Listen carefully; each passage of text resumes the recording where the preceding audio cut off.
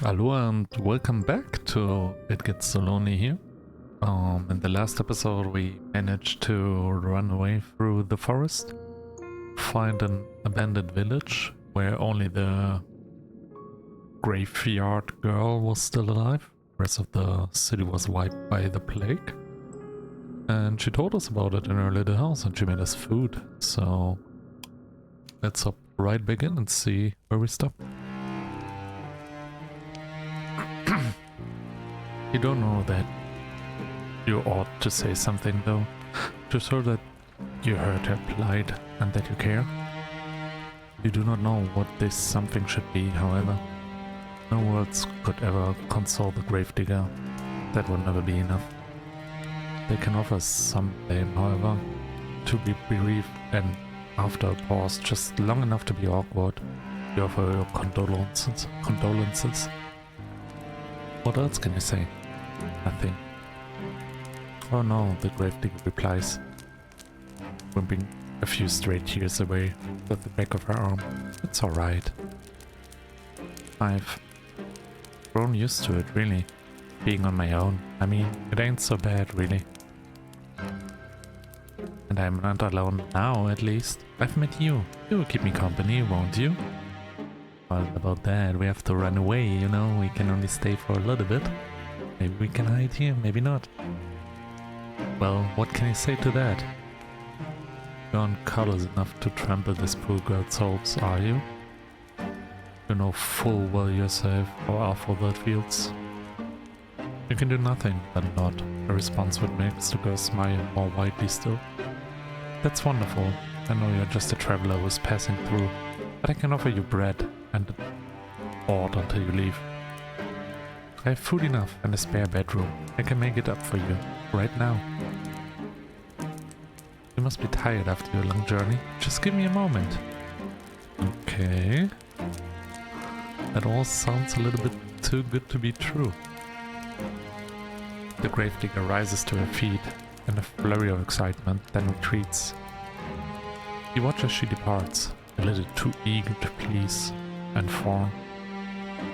The girl's home is a small, humble one, with a low ceiling and slanted walls. You cannot imagine such a small dwelling possessing a spare bedroom. This so-called spare bedroom is, in all likelihood, the room her father slept in before the plague carried him off. You do not think that you would much like to spend the night in the room of a dead man, but what choice do you have? You are tired, wretchedly so. Why is it all you can do to keep your eyes open? While you are running through the forest, desperate to escape your pursuer, you had no thought in mind beyond finding some safe sanctuary in which you could recuperate. Now that you have found said sanctuary, it would be unreasonable to find faults with it. You ought to learn to be more thankful for what you have. There are many, many people in the world with less. Oh, shit. I skipped too far. Okay, I guess we just went to bed. Oh no, maybe we didn't skip. You rise and the follow gravedigger once she has finished her preparations to her so-called spare room. Is every bit as cramped as you feared it would be. At least there is a bed, which comes as something of a relief. The rest of the belongings are so humble, you were half expecting a straw pallet.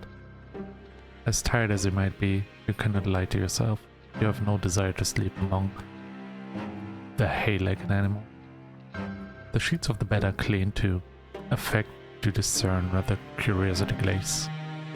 So, you will not be expected to sleep under that sweat-soaked linen of the plague-ridden man after all. This really is your lucky day. I'm not really sure. I got you this too, the gravedigger says, somewhat shyly as she hands you a folded gown to sleep in. I thought it might come in handy. Your own clothes are, a little shabby. She can say that again. His skirt is covered in mud, and the hem is torn and ragged. This night round is one of my old ones, so it's suffered a bit of wear and tear, but I hope it will fit right. It's clean if nothing else. You accept the night round from your benefactress with words of thanks. You want to sound appropriately reactive. God, I cannot read for today's shits, holy moly. But you cannot mask your fatigue.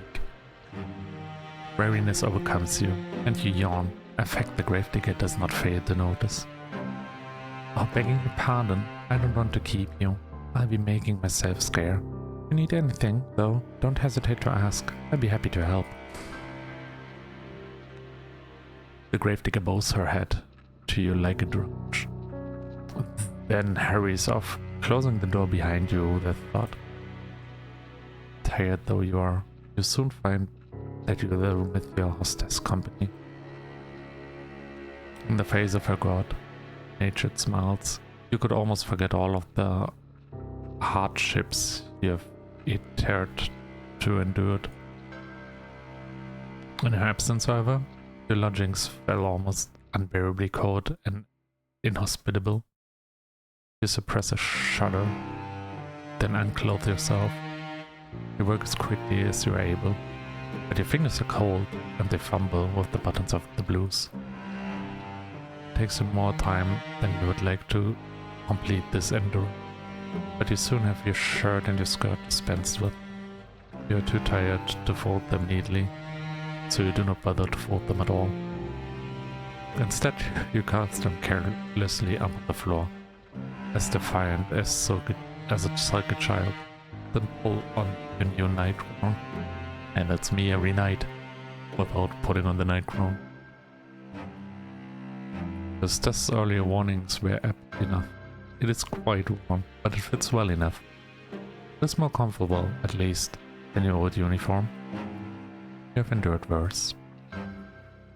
Nearly dressed and ready for bed, you loosen your hair from your braids and settle down among the sheets.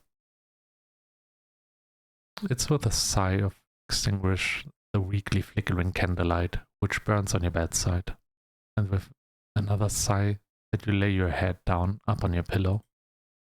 Though physically exhausted, you have to wonder whether you will be able to sleep at all. You can recall your previous dash through the forest in such vivid detail, your heart is still pounding. That fear has yet to leave you. Perhaps it will never leave you. Your terror was such that it almost feels as though it has sophisticated itself into your bones, into your very being.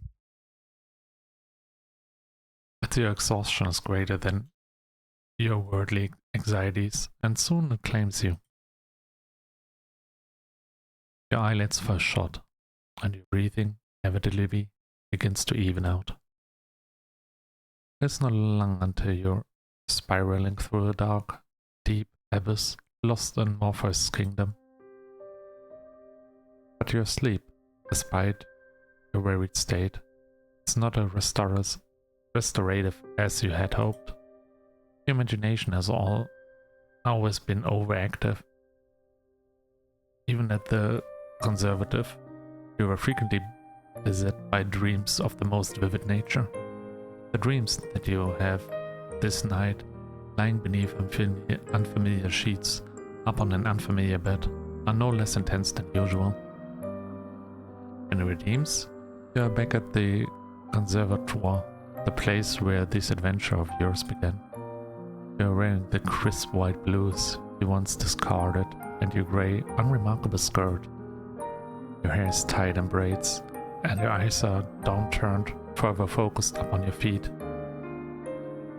You're tired not to look at your classmates, and you thought yourself fortunate if they did not look at you in return. You did not want anybody to notice you. Until that awful winter, that is, where everybody stopped paying attention to you for good. Nobody tried to trip you when you walked past them in the hallways. Nobody in fact so much as glazed at you. All of a sudden, there were no malicious whispers, no wicked laughter. no pulled hair, and no thorn objects.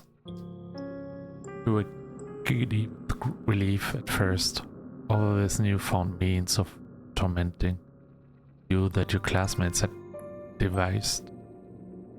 I mean, I don't know which is worse, getting fully ignored like you're a ghost or getting bullied physically.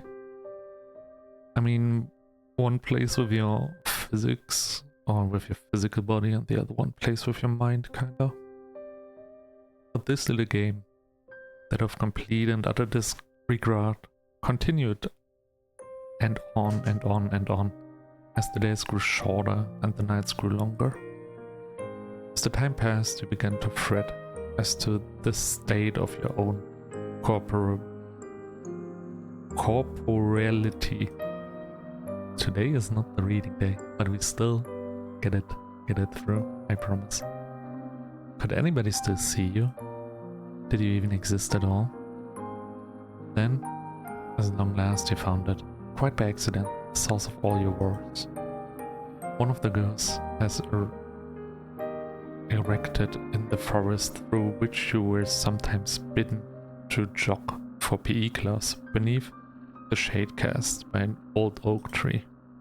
It was a makeshift tombstone, a small, mere ornament made of stone upon which one of your classmates had a Hune name, your name. You knew at once as you stood there, standing beneath the shade of that ancient tree, that this was the reason behind your classmates' silence. This was why they had for many months been ignoring you so assiduously. They had buried you. Their hearts, you had already died.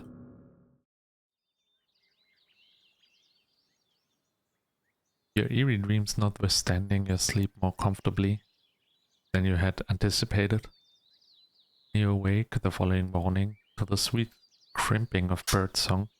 You feel well rested, albeit woozy. Your head is itching. It is nothing, however, that a cup of hot tea cannot fix. Stumble into the kitchen in your night clothes, your hair loose and your feet bare. The gravedigger turns to you. She looks at your face, which is pasty, and your under eyes, which are dark, and exclaims in the manner of one accustomed to solving problems, not complaining about them. Oh, you look awful. I think you need something warm to drink. Maybe you need something to eat too. Let me get started on breakfast. And that is exactly what she does. She gets started on breakfast, which proves to be quite the simple affair. Nothing like the luxurious food you were accustomed to in your past life. The bread is hard enough to break your teeth on, and the cheese is a bit too strong. It is food. All the same, though, you do not complain. The stomach was beginning to grumble. The tea is inoffensive at least, and you drink it gratefully. You thank the gravedigger girl for her hospitality, and she smiles at you in return. A sunny smile, like a field of blooming bellflowers. This smile. It's no problem. Don't hesitate to ask me if anything else, she says. Words which come to symbolize your relationship.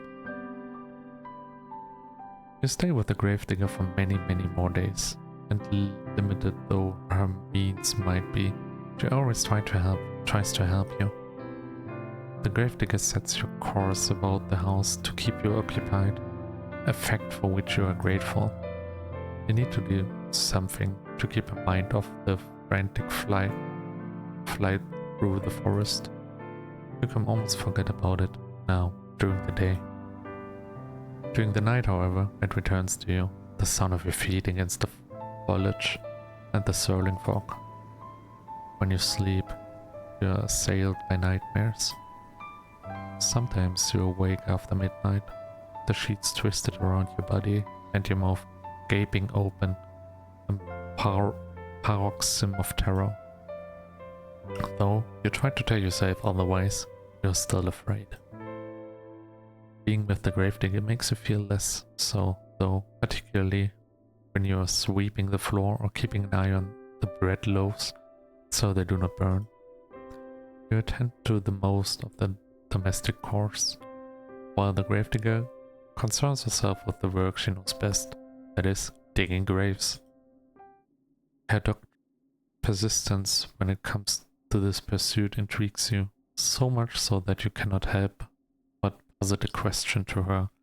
One particular morning, the sky is festooned with clouds. Why, you ask her, perhaps a touch intensively, do you continue to dig graves? There is nobody left after all to dig them for. You have always been practical, and you cannot see the point in it. What's the point in it, huh? The gravedigger ponders, while holding her precious shovel to her chest. Fortunately, she does not seem upset by your question, despite its bluntness. You should count yourself lucky. Your temperament is so very placid. I don't suppose there's any point to it really, the gravedigger eventually says with a smile. I know it doesn't have any practical purpose, but... well... digging graves is what my father did. He showed me how to do it. So I could continue his legacy. My father wanted to keep our family tradition going. And I suppose I want to do the same. That's all there is to it, really. That's all, is it? You think you can understand that? Though your companion's actions might appear to be illogical, there is a kernel of reason nested amongst them. She does not dig graves out of any sense of purpose. She does it instead out of sentiment. Besides, I have to do something to keep myself busy, don't I? If I spent my days idling all on my own, I think I'd go mad.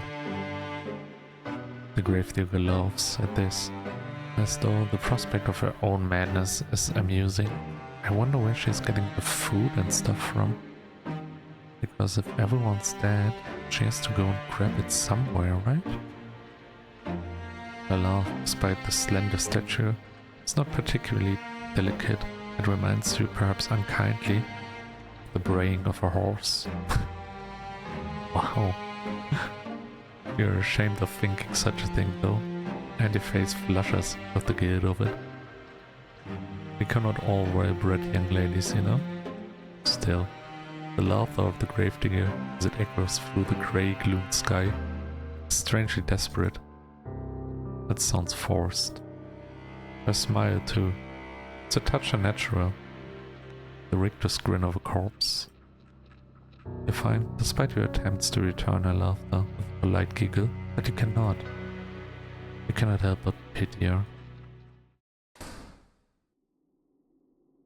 You retreat indoors briefly after you talk with the gravedigger, then set about some simple chores. The gravedigger trusts you well enough to manage sweeping the floor, a task which doesn't take particularly long, and the preparing of the meals, a task which takes slightly longer. It is not until much later, however, once the sun has already sunk beneath the horizon and the moon is high in the sky, that the gravedigger returns from the outdoors. She's in windsweep after many hours spent exposed to the elements, and there is dirt caked beneath her fingernails. The gravedigger removes her cloak, which she hangs by the door, then looks to the pots suspended over the fire, a fire which is stoked with your own fair hands. The scent of cooking food, that of garlic and onions, fills the air, suffusing the interior of the kitchen in a homey aroma which makes your stomach rumble. Taking stock of this, the gravedigger smiles at you, a toothy smile which, despite of her status as a lovely peasant, is surprisingly clean and bright and white. Thank you so much, dear one. There's nothing like returning home after a hard day's work to find dinner already prepared. Now, let me give it a test. I think she likes it. The gravedigger dips the spoon into the soup and brings it to her lips. She blows up on it. Then she places the spoon in her mouth, the wooden utensil clicking against her teeth. You observe this with a touch of anxiety. Will she like the food you have prepared for her? You have cooked for her before in the past, and she was always very complimentary of your efforts. Cooking is not your forte, however. You've never had any concern yourself with that, really, growing up in relative comfort as you did. Do you think that you enjoy this rural, rustic mode of existence more than you did any of the privileges of your past life? At least now with the gravedigger, you have a steadfast friend, a staunch ally.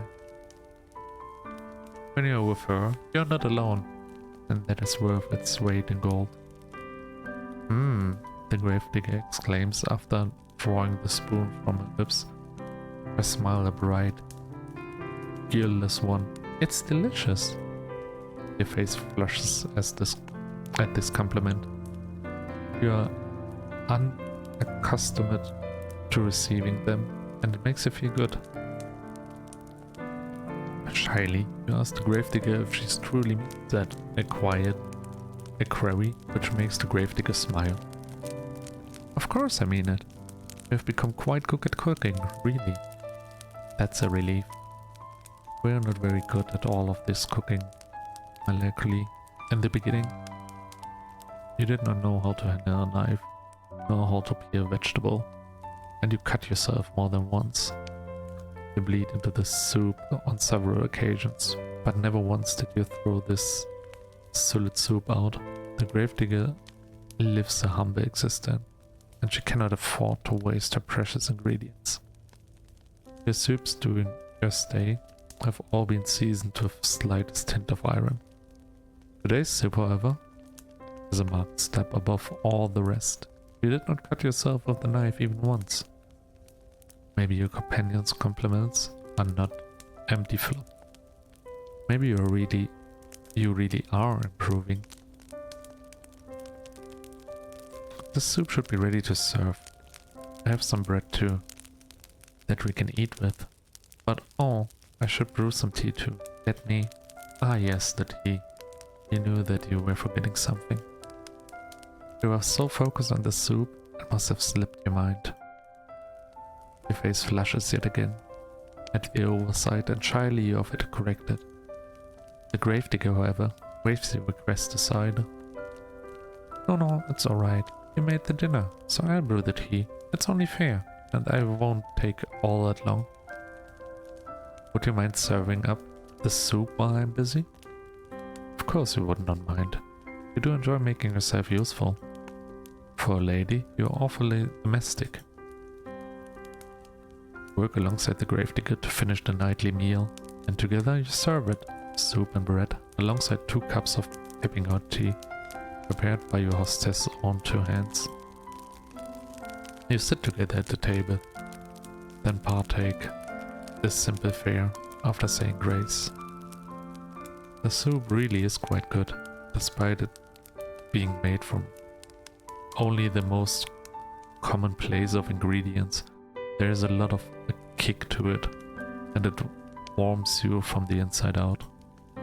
The tea, meanwhile, is very soothing, so much that it makes you feel rather sleepy. Oh. You would like to sit with the gravedigger for a little longer while and tell stories, as you have sometimes in the past, that or play cards. The nights are long. There is no better way to pass them than spending time with her. Games of old maid alas will have to wait. You are too tired for it. Do not know what has happened, but after consuming your victuals, you feel utterly fatigued. I have the feeling that was not the usual tea. I have the feeling there's something special in the tea today.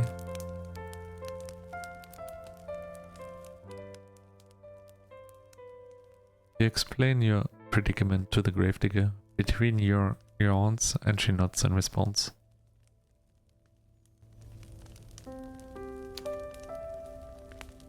That's alright, you don't need to stay up with me. Not if you ain't up to it. You should head off to bed and rest that pretty head of yours. You do not think you are particularly pretty, but you presume that the gravedigger is just regulating a phrase to you. She does not truly mean it. How could she? She's prettier than you are. You thank the gravedigger for her understanding, then rise from the table. You retreat to the spare room on trembling legs, then change out of your clothes. You have only just slid into your nightgown when you hear the rapping knuckles up on your door. Light and unobtrusive. This rapping could of course belong to but one person. Where's the gravedigger? Come to check up on you. I'm sorry, the gravedigger says, her voice soft. But you rushed to your room so soon after eating, couldn't help but worry about you. Would you mind if I take a look at you? I want to see if you're alright. The gravedigger is trying to keep her voice steady, but you can hear it's wavering regardless. She really does sound concerned, so much so she could very well be the brink of tears. You do not want her to cry for you. You would feel horribly guilty if you upset her, even inevitably, given all that she has been done for you. You bid the gravedigger entry into your room, therefore without further delay, an invitation she hesitates to take. The door swings inwards with a crack, and there your hostess stands, still attired in black, a close, stark contrast to your pure white, well, off-white nightgown. The gravedigger looks at you, seated in the bed with your hair freed from your usual braids, and exhales. Is that relief, you wonder, playing about your face, about her face? But why? What was she expecting to see exactly before entering your bedchamber? Thank you for letting me in, the gravedigger says, toying with her fingers. How do you feel? Not too terrible, you reassure her. There are no particular problems with your health. You just feel tired. Are you sure you're not sick? Your face does look a bit pale. It would be nothing out of the norm. You're always pale. True. Now, is there anything I can do for you? Would you like something warm to drink? Or maybe a hot brick placed in your bed? It should keep you warm. Did they do that back in the day? Did they place a brick in or under the bed to keep the person warm? That's actually pretty smart. You appreciate your hostess' thoughtfulness, but you reassure her that this won't be necessary. You will be fine. I hope so. I thought that about my father too. But he, the gravedigger begins, but her voice soon trails off. She does not finish that thought. She does not need to. You know now what she was thinking of before she entered your bedroom. Cold, clammy skin, sweating brow, rank, oozing pustules. I think upon these symptoms, which are eerily similar to those recounted during the Great Plague, which once beset your own country, and you shudder. If you don't want anything, then I'll be on my way, the gravedigger says. But before that,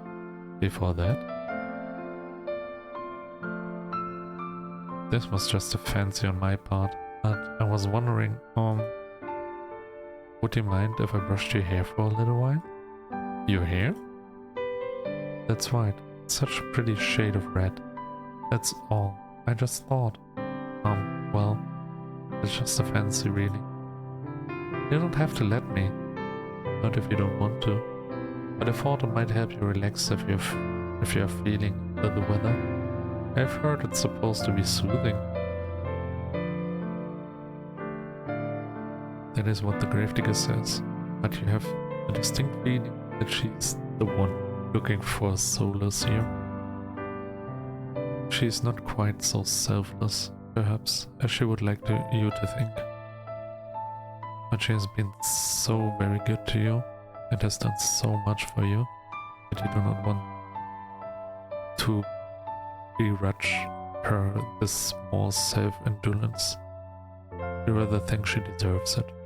You agree, therefore, to her request, and upon doing so, you are certain you have made the right choice. Your face lights up immediately, in a manner which makes you blush.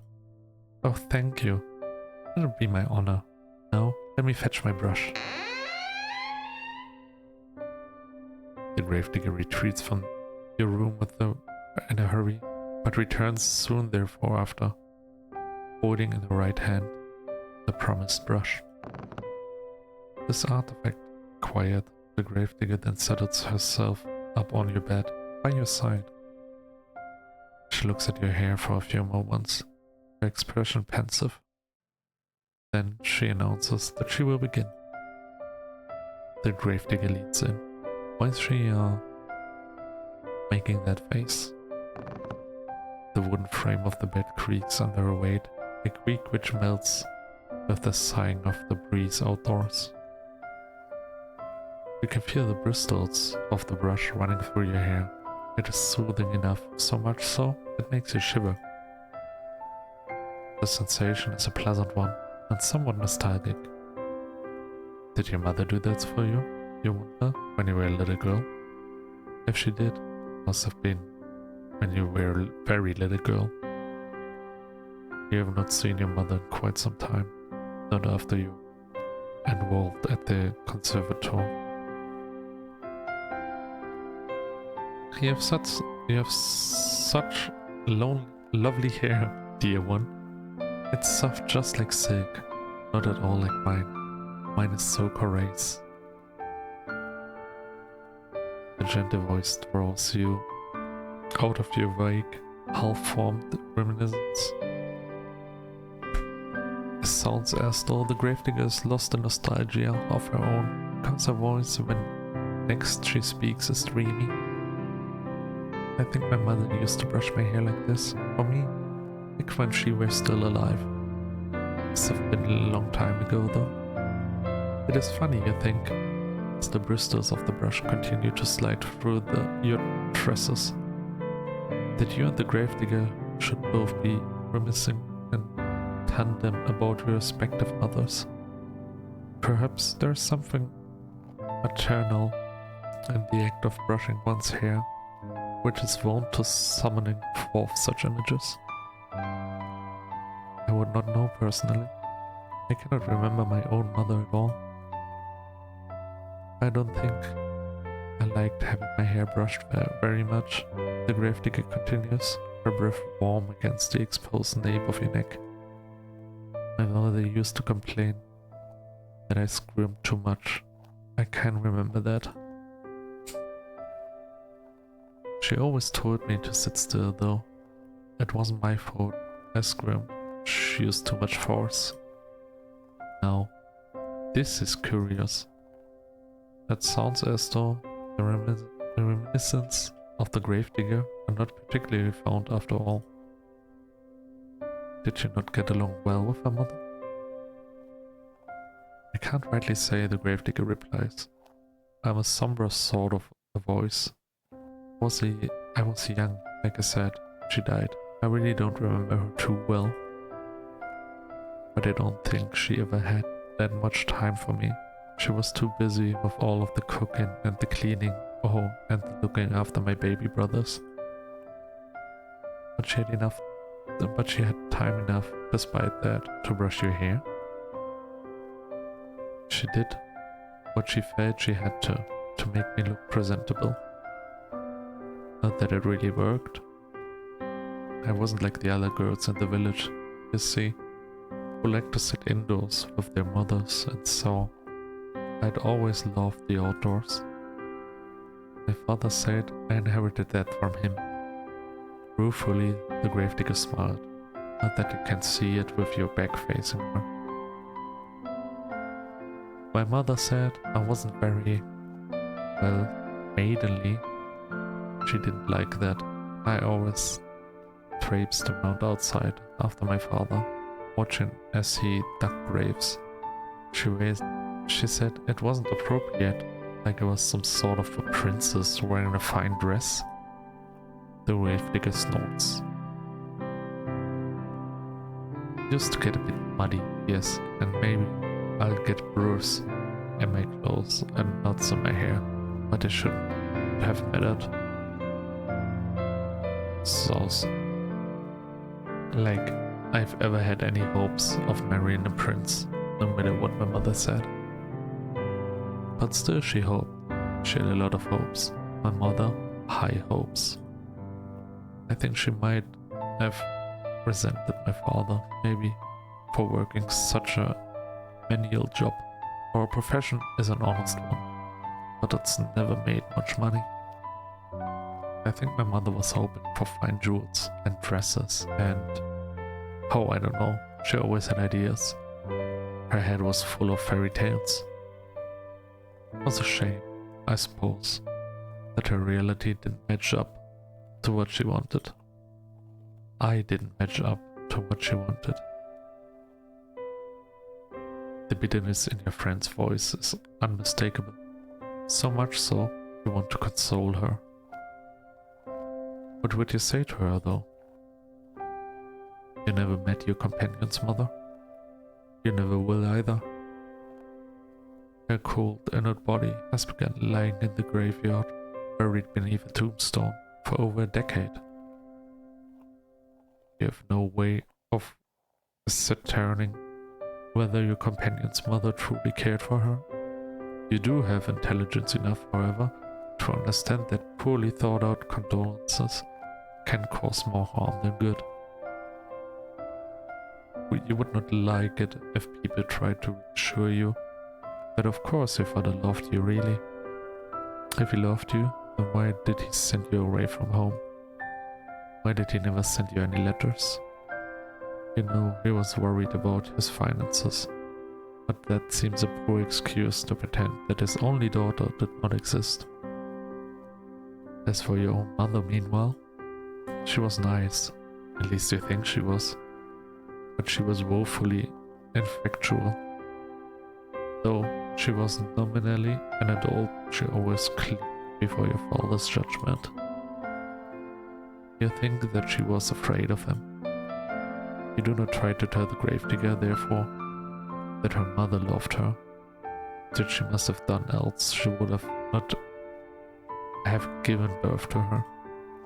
Instead you sit there, letting the brush run through your hair, and you say quietly that you understand. Sometimes you feel like a disappointment yourself. And quickly have to brush my nose, give me 1 second.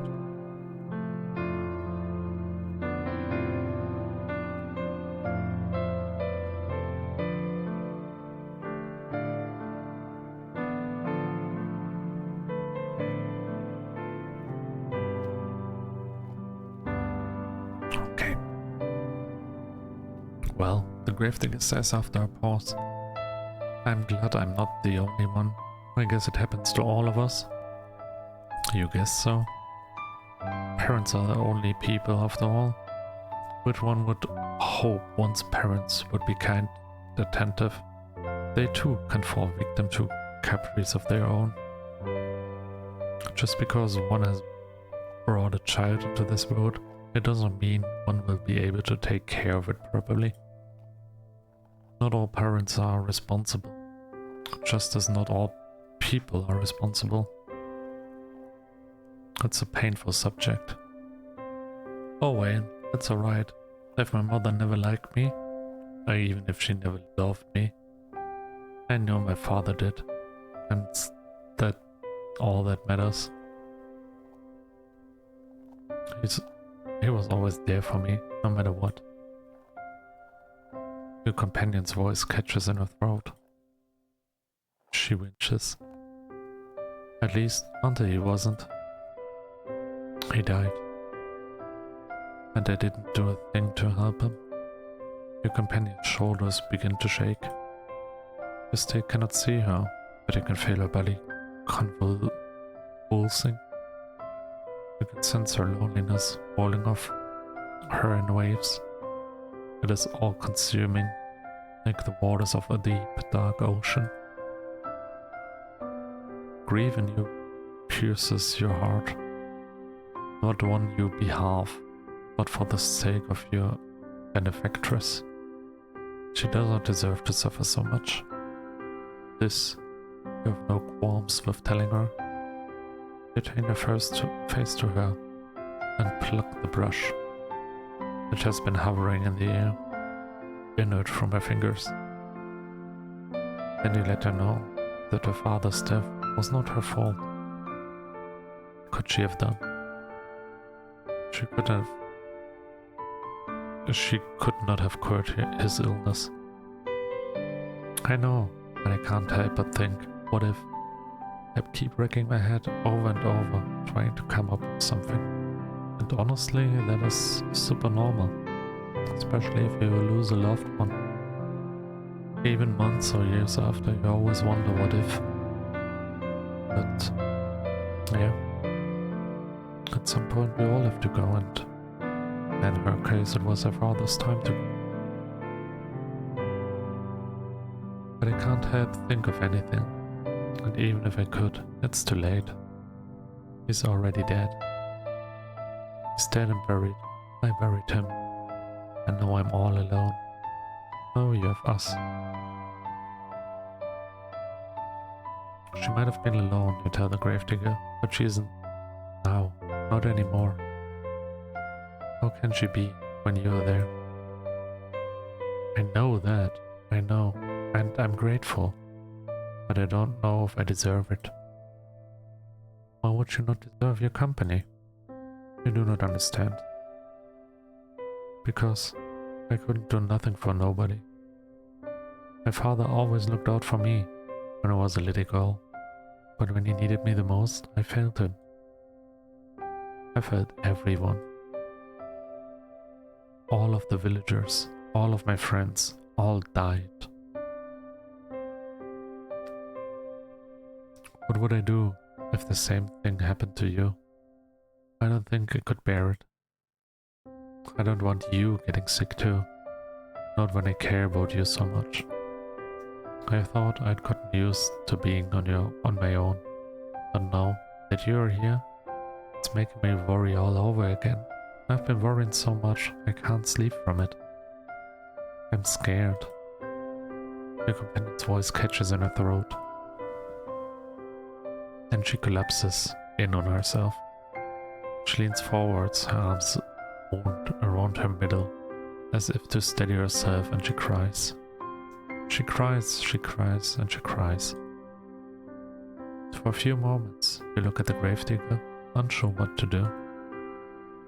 Her pale face, streaked with silvery tears, seemed to flicker in the candlelight.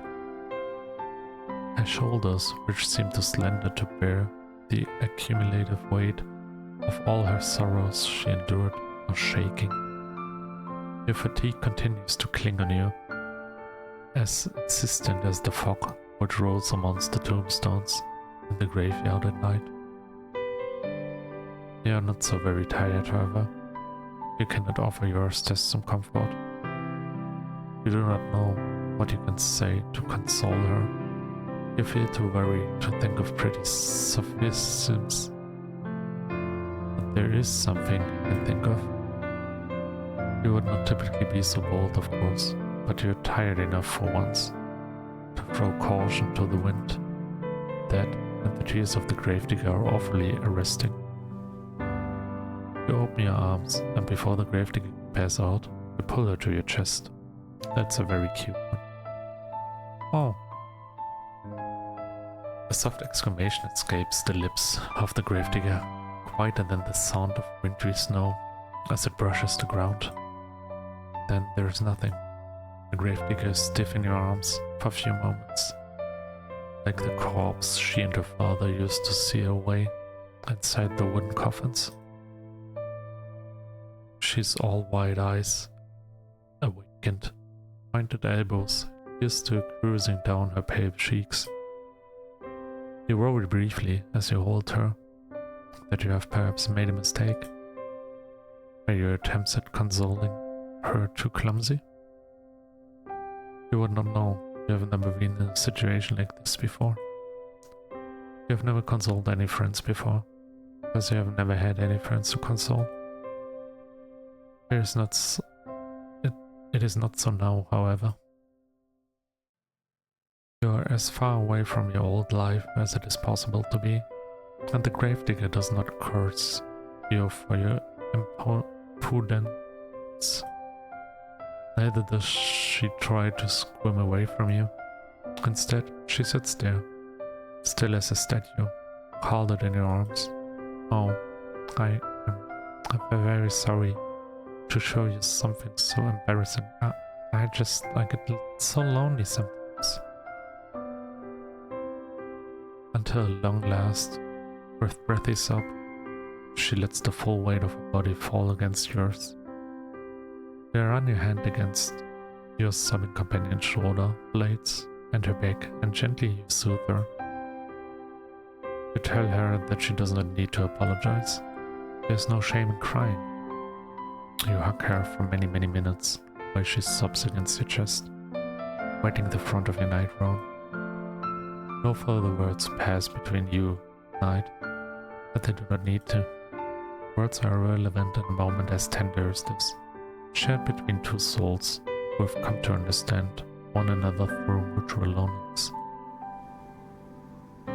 You slide beneath its sheets, you still feel exhausted, and the gravedigger joins you without asking for permission. It would be unnecessary pile of politeness, really, given your acceptance in all but assured. You have already accepted the gravedigger after all, every single inch of her. You have accepted her hospitality. You have accepted her food. Now you're accepting her company. You arrange yourself beneath the sheets, then draw her body to yours. The gravedigger has not yet changed into her nightwear. Her clothes will be horribly rumpled when she awakes, come the following morning, her head resting against your chest.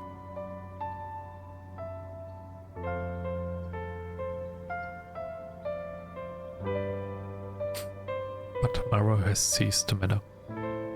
So far, I have to say, I think we picked the romantic pathway. So far, I feel like there's no spookiness in the story besides us running in the beginning. It no longer exists. There is no concept of time between the two of you. Not thought of the day to be born once the night inevitably ends. Instead, there's only the warmth shared between you and the wetness of the cheeks of the gravedigger. There is the sound irregular now, and less intense than before, of your companion's muted muffled sobs. There's a gentle tender moment snatched in the midset of the deep, dark night, which can never be replaced. Your eyelids feel heavy, as thought weighted down with stones. They drop inexorably downwards, pulling you like a drowning maiden into the dark and penetrable abyss of slumber. You yawn, then you fall asleep, cozied up beside the gravedigger like two cats in a basket. You sleep and you sleep and you sleep, more deeply than you have allowed yourself in quite some time. But when you awake, you find you are no longer in bed, upon which you slept them, shrouded by sheets. I think now we are seeing the horror. The gravedigger too is nowhere to be seen. Instead, you are quite alone, lying by yourself in the dark. You blink, but your surroundings do not become any clearer. It is in the middle of the night. Perhaps you are aroused from the slumber by the desire to relieve yourself, or it's to slake your thirst.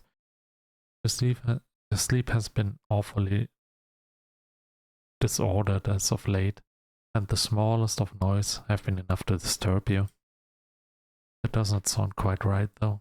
You slept well, of that you are certain. Your body feels invigorated, as though it has slumbered for hours and hours. How many hours? You do not know. You do not know much of anything. You can feel a strange pinching sensation around your chest, however, and around your arms. It would appear as though somebody, but who else could it have been, save the gravedigger, changed your attire while you were sleeping. It is a starting thought, but the darkness which entombs you is even more so. The darkness which surrounds you is unsettlingly complete. It is so thick you cannot penetrate it. Your near-found woes do not stop, however. As this deep, unnatural darkness is too cold, and you are lying up on something hard. Some sort of stone slab? What is going on? Reach out, but your movements are soon stamy. There is something heavy lying atop of you, something that is limiting your movements. We are in a coffin. You were anxious before upon waking, but at this discovery you feel downright aggrieved. A sharp prong of panic pierces you, but you try to suppress it. Hysterics will get you nowhere. In most cases, they will only tend to make bad situations even worse. You ought to know that already.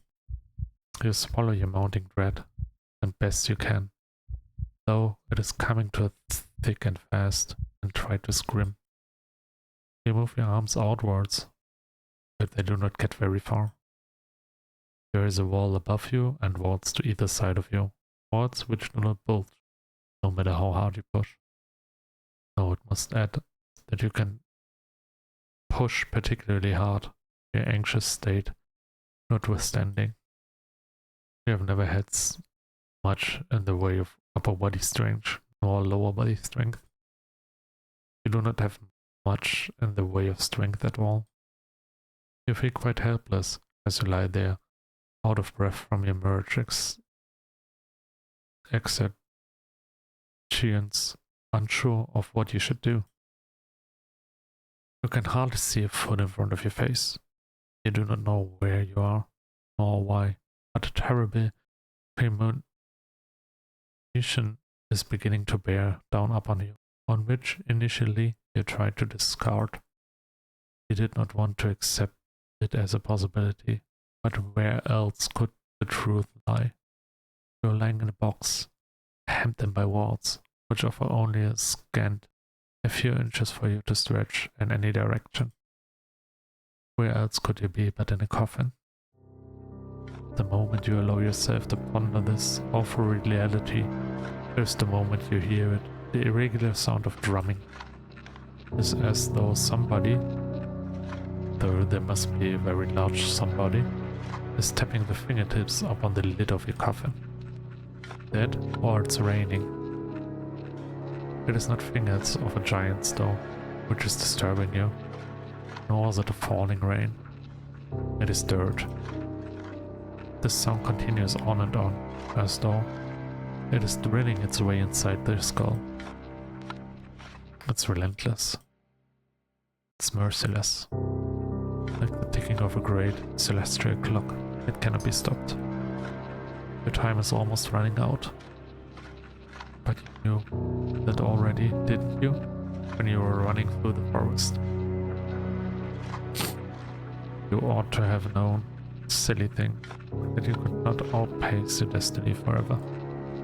Sooner or later, it would live up to you. You are stubborn though, and you do not want to accept this. Not content to simply lie there and cry out. You cry not for your parents, whom you hardly knew, nor for your school friends, for you never had any. Instead, you cry out for your new companion, girl with whom you have been living, with whom you have shared one precious, cherished moment. You cry out for the gravedigger. Surely, this is some manner of mistake. Once she realizes that you are in fact entombed, in one of the coffins she is correctly filling. Who else would be moving the dirt above you? She will cease her operations at once. She will pull you out of the darkness, back into the world of the living, and then she would hold you close. She will embrace you. She cannot mean to cause you any harm. Not when she was so good to you, so kind. Why would she bury you? We cry to her so loudly you fear your vocal cords might tear, all while banging against the roof of the convict prison. The cry desperately, helplessly, and, to your relief, cries do not fall upon deaf ears. The sound of falling soil stops, albeit briefly. Then you hear a voice. The voice is very faint, given it's being filtered through the coffin. Starry lit, but you recognize it. So you were awake then, are you, dear one? The gravedigger says. She sighs. Then she says, in a perplexed sort of voice, no, that is a picker. I was hoping you'd be asleep a couple hours more. So the last time we spoke could have been on better terms. If you keep screaming like that, I'm going to feel bad. Your companion's words, though distant, are unmistakable. You're so tense. You're attuned to every single syllable, and each of them makes you gasp. Was that not a mistake then? Does she truly mean to bury you alive? You posit this question to the gravedigger as best as you can, trying to keep the tremors from your voice as you do. Perhaps you think in your optimism that if you do not let her know how afraid you are, she will reward you for your bravery, let you go. If this is what you are hoping, though, it is in vain. That's right, you really do catch on quick. So it would appear she really has committed to the task of burying you. What an unfortunate turn of events. Why, though, would she do such a thing? You thought she was your friend. We are friends, Gravedigger says, in her voice still worryingly offhand, worryingly empty. I'm very fond of you. There's nobody dearer to me than you. I have had a really good time with you these last... how long is it again? I don't remember. Neither do you. Well, if it's a little detail that slipped both of your minds, it can't be all that important. You have other things to worry about. If we really are friends, you say to the gravedigger, then what does she hope to gain by burying you? You do not understand, but you understand her reply even less. Well, here's the thing, the gravedigger says, in a reasonable sort of voice, as though burying somebody alive could ever be thought of a reasonable action. I've been digging graves for a long time, see? I cannot see, it's too dark, but you affirm that you do all the same. Well, I was digging all the graves, but I have not had anybody to put them in. Not for ages. It was rather sad. You think you know where this train of logic twisted, though? It might be going, so you do not interrupt her. You know, no good would come out of it. That's all you can do for the present, is to lie there and listen. I was thinking I'd never find another person to bury in this godforsaken village, not after the plague messed everything up. I was getting desperate, until you came along, that is. Now that I have somebody I can bury, I'm not gonna let the opportunity pass me by. I'm sorry, but this is just part of my job. It's what my father told me to do. It's all I know to do. I buried my mother, I buried my father, I buried all of my friends. Now I'm going to bury you too. It is sound logic in a sense, as the daughter of a gravedigger. Digging graves is her job, but something about it rankles you. If only you could put your finger on it. Ah yes, there's a bit of a flaw with her reasoning, is there not? You're not dead after all. You might not be dead now, the gravedigger says in response to ingenuity, but you will be if given enough time. I mean, everybody else I've ever known died. Who's to say you wouldn't be next? It seems rather more likely that you will die, and quickly, if she persists with her poorly thought out plan to bury you. Your coffin is not very large. It affords you precious little space. Eventually, if trapped within it for long enough, you will run out of oxygen. Then you will suffocate. That, or you'll starve to death. Either way, your demise will be a slow, painful one. You are unsure which death would be worse, though, given how precautious your situation is, you do not wish to expend the necessary energy to need it to ponder it. You need to plead with the gravedigger, and quickly, while she's still there. You tell her truthfully, do not leave her. Why would you? You try to sound as convincing as your disordered nerves will allow, but the gravedigger remains unmoved. You say that, she says, but how can I know you're telling the truth? I thought you said you were a traveler. They never stayed put in some place for long. You'd get sick of me before long. Then you would leave me. This way at least, I can be assured that we'll always stay together. If I bury you like I did with the others, we'll never be far apart. I even take care to put you in a nice spot, close to my home, so you're only a stone throw away, really. Isn't that nice? Privately, you think that the gravedigger has a different conception of the word nice to you. You do not say this, however. You cannot say much of anything, because the panic has begun to set in. It is choking you, stopping up your throat, so you can only cry. You scream, you beg and plead, but it does little good. The gravedigger has already buried her mother. She has already buried her little brothers. She's already even buried her father, whom she loved above all else. She thinks by burying you, she's doing unto you an act of great kindness. You think that she's going to kill you. In a sense, you're both right. Your opinions are diametrically opposed of this matter, however, that you will never be able to find any common ground. You might as well save your screaming. She will not listen to you. She's beyond listening. Shush, shush, dear one, says the gravedigger very gently, just as gently as she spoke last night, when she confided in you all of her fears. It won't be so bad, really. Nothing will be able to hurt you down there. I'll be just like going to sleep for a really, really long time. You can rest, and while you rest, I attend to you. I plant flowers on your grave. You'd like that, wouldn't you? This way, we can always be together, and I'll never be lonely again. While the gravedigger speaks, she begins to pile even more soil onto the roof of your coffin.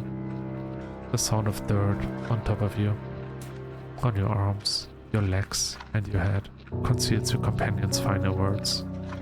You cannot hear her. You cannot hear anything beyond the sounds of the dirt and the scrapings of the shovel and your desperate, frantic screams. You scream and you scream and you scream without cease until your throat feels hoarse, but your efforts are in vain. You hammer on the lid of the coffin with as much strength as you can muster, but the lid of the coffin is nailed shut.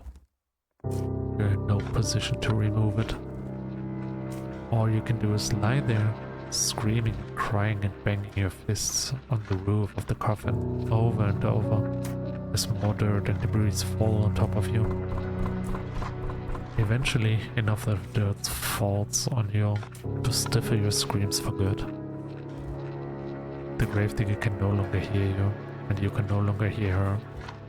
You are all alone, trapped in a narrow wooden box, which, regardless of what you want, is now your new home.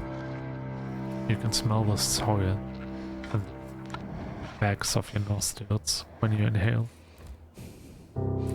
It is so potent, you can taste it on your tongue. You can taste the eventual, inevitable decay of your own body. You will remain trapped here, underground, forever and ever. Or, to use less melodramatic terms, until the last of your energy escapes of you, and you succumb to your own slow suffocation. It isn't a very pleasant way to go. But will you forgive me if my sympathy is limited? You did bring this up on yourself, you know? You recap what you saw, and in your case, you made a series of bad decisions which led to your untimely demise. Now, what do you want to do? Will you accept this fate of yours and rest in peace, or will you try to fight against it? We'll fight. Are you not happy with the hand that fate has dealt to you? Very well, I cannot blame you. It's quite a grim ending. I would not wish it upon my worst enemy. You're rather dearer to me than ever. Now, why don't we give this another go? Just try not to get buried alive this time. I can only endure so much of your screaming. Your fate is once again in your hands. Now I wonder, which path will you take? Okay. I see. I would say we stick with the ending. So, in the end it was a little bit spooky, but we expected this before. As per usual, thank you so much for watching, and I hope you have a great day or night, and hope to see you soon. Goodbye.